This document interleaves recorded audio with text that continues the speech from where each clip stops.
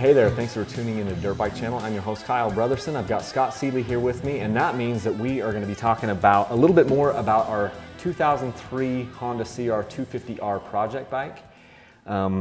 Today, I wanted to ask Scott and just kind of go through some of the things that were a little bit surprising. We had spent a couple of months looking for a really good bike, a really good used bike that was in decent shape that we could pick up for, you know, anywhere between. We were looking at anywhere from $1,500 to maybe $2,500 because we wanted to then have some money left over because we were thinking we'd put like $4,000 into a bike, $3,000 or $4,000 into a bike. Right. So we had to find kind of a budget bike, and this is what we found, and it looked on the outset to be really, really perfect, right? It did. It ran, you could ride it, everything worked, and I was pretty excited about that. But then underneath the surface there were some things that I had to deal with. And I wanted to really bring that out because you have been riding bikes since you were 12.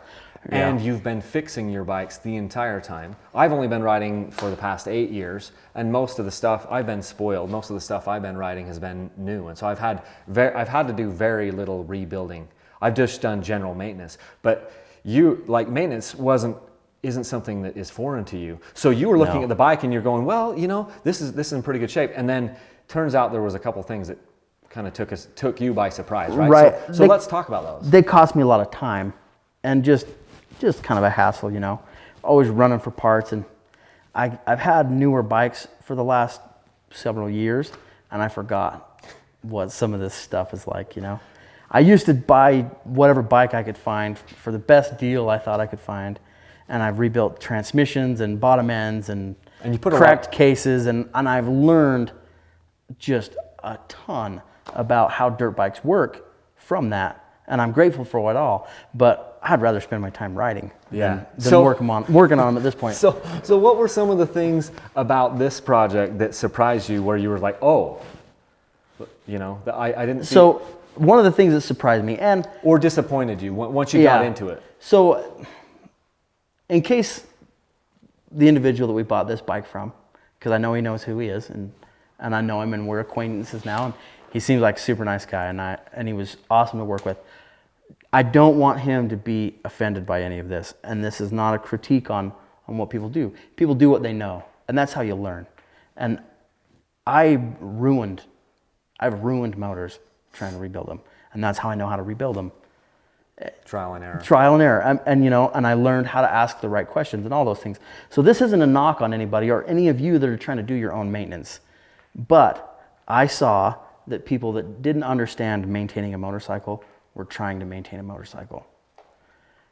Things were oiled and greased, and that was good, but the chain had been run way too loose for a long time, and had actually eaten a hole in the bottom of the swing arm. And I have some pictures of that I'll email to you so you can see kind of the repair process. That one surprised me and disappointed. I was like, oh shoot, I planned on slapping bearings in this thing. I didn't plan on welding and machining. You know what I'm saying? Yeah. And it just so happens that you actually have the equipment to do that. Most people are not going to be that lucky, so they're going to have to send it off to, I don't even know where. I personally, if I didn't know you, I'd have no idea where to send that. Yeah, you just have to go look around your town, get on the internet and look for local welding shops and call them and ask them if they have the ability to weld aluminum. The best way is to do it with a TIG welder. And we knew the chain guide was trashed on the top, but it was on the bottom where the problem was. Yeah, right? Because it was run so loose. When they're loose, what happens is they'll actually lift off the top of the swing arm in a big arc because of the way the chain's moving, but then it will stay connected to the sprocket here and run in a hook right here. And so you get, if you run it too loose, you get excessive wear on the bottom side of the swing arm because it hooks around that sprocket. Another thing was the chain blocks. The axle had been tightened too tight, and that's actually the highest torque spec on the bike, but it was so tight that it had collapsed one of the chain blocks when the axle had got put in 90 degrees off. So the flat spots weren't up and down; they were side to side. And we couldn't tell that. And I could have if I'd have looked closer. But really close, yeah. So I bought new chain blocks, but Tusk parts are available. They look super trick. They fit really well, and they're pretty affordable. So that wasn't a huge deal. Same thing on the front axle. The front axle nut was stripped and cross-threaded.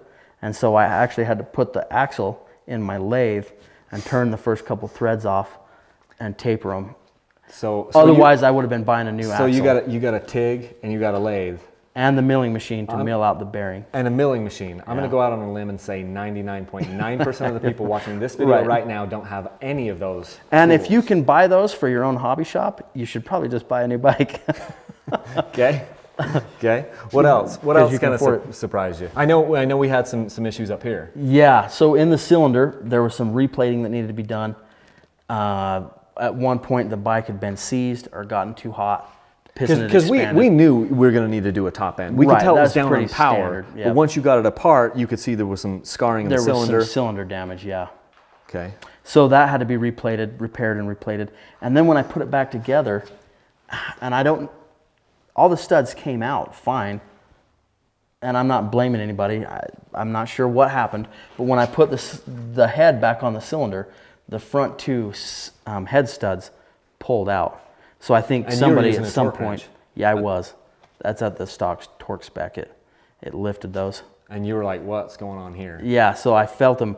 They were almost a torque, and because I always go halfway first, and they were almost a torque. So I'd gone half around on everything, and they were almost a torque, and then they got easy. So it had pulled the threads out. And so now you had to send it off again, right? No, I fixed it. Oh, you fixed it. So what I did is I just put it in my milling machine and centered the holes, drilled them, and then tapped them and put helicoils in. But most guys would have had to send that off. So you can do it. You got, if you're really careful, you can do helicoils by hand. But you got to be careful, because if it's not centered, then it's not centered. But and it doesn't the work. average guy would have sent it off once to have it. And then they would have to send it off again the second time, which would be frustrating. Right here, so there are some cylinder retainers. I'm going to tell on myself here a little bit. There are little sleeves that go down in there that center your cylinder for you, and they hold your gasket in place. And then the stud comes up through them. One of them was stuck in there, and when you send that off to get replated, they don't want anything but the cylinder. Mm-hmm. They don't want any of the hardware in it. And I had one of my employees, I said, "Hey, go yank that out and stick it in a box so that we can ship it." And when it wouldn't come out, he used heat, but he didn't use a propane torch. Always use propane torches on aluminum. Don't use anything else. And he used the acetylene torch, and it got too hot, and that's what that little melted spot is. Oh man! But it didn't affect it. I checked it, made sure it was flat. Everything should be good. Okay. Anyway, so you're not really telling on yourself. You're telling on one of your employees. Yeah, he's only as good as his boss tells him to be. And very good. I didn't give him adequate training. Spoken like a true leader. Well, okay. What I hope to be someday. So what else was kind of surprising? Those are kind of the main things that were like, oh dang, right? Yeah, I mean, other than that, the things that surprised me is how little wear there is on the frame.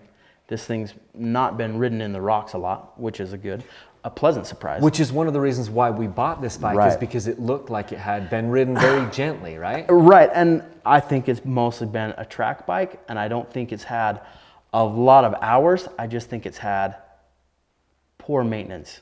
Not that they didn't try to do maintenance, but or unqualified maintenance, I guess. Yeah, or maybe just long intervals between when it was maintained. Right, and they were trying, and that's good. That's all good, because a lot of guys don't even try. They think you can just ride them until you sell them, and when you do that, the wheels end up falling off, literally. So, overall, I think it's pretty good. But there were a few things that I was kind of bummed that I had to get into that deep, And the whole point of doing this video is that this is going to happen. When you go out and you buy a used bike, you can go over as much as you want with a fine-tooth comb, but then you're going to get into it and find out. Right. You have some surprises. And until you get on the trail and see what kind of performance you're getting, it's hard to tell. It's hard to tell what you're going to find. But just know, going into a used bike, the guy before you wasn't necessarily trying to get away with anything. These machines are an engineering marvel, in my opinion. And the fact that they hold up as well as they do to the abuse that we put them through, is a testament to design, to their quality and design. Yeah, good design and good components. but then, yeah, things wear out. So exactly, there is a life expectancy to most of these parts, and time is a factor. So on a bike this age, even if this suspension had never been used and it was in factory new condition, you would still need to change the oil and the seals because they just deteriorate over time. So some of these things are 100% to be expected, you know? Yeah. Always unforeseen things. Good. Well, that's I think that wraps it up for this video. We've got more content coming out on this bike. I know we'll do at least one more video here in this setting. I don't know when it will come out. But then in the future, we're going to do some riding on this bike. I am still recovering from an ACL. Scott's recovering from a shoulder surgery. So I'm going to have to recruit one of my other riding buddies to go out and put this thing through its paces. And then we'll get to ride it maybe next year. Maybe late this year for me, and maybe early next year for Scott. So yeah. Anyway, thanks for all the companies that donated parts to this bike. If you've already watched that other video, you know that Rocky Mountain ATV and All Balls and Vertex and who else? There was a number of companies that donated parts for this, right? Pivot Works, Polysport, Cometic Gaskets. Bunch of companies. Yep. So anyway, thanks for watching, guys. And if you like these videos, remember to subscribe to the channel. Also follow us on Facebook and Instagram. If you want to support the channel, you can go to patreon.com. And that's pretty much it. So until next time, we'll catch you later.